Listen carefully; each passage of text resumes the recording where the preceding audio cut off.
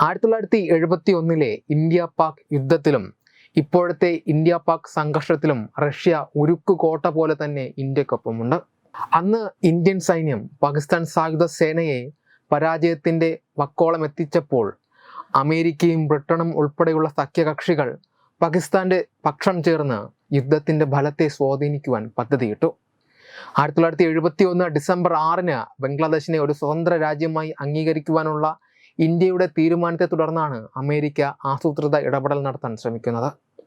2 ദിവസങ്ങൾക്ക് ശേഷം American president Richard നിക്സണിന്റെ ഭരണകൂടം ബംഗാൾ ഉൾക്കടലിലേക്ക് മുന്നേറുവാൻ അമേരിക്കൻ നാവികസേനയുടെ 7ാമത്തെ കപ്പൽപ്പടയുടെ ഭാഗമായ ടാസ്ക് ഫോഴ്സ് 74 നിർദ്ദേശം നൽകി. മറുവശത്ത് ബ്രിട്ടൻ അവരുടെ ശക്തമായ വിമാനവാഹിനി കപ്പലായ HMS ഈഗിളിനെ അറേബ്യൻ കടലിലേക്ക് അയച്ചു.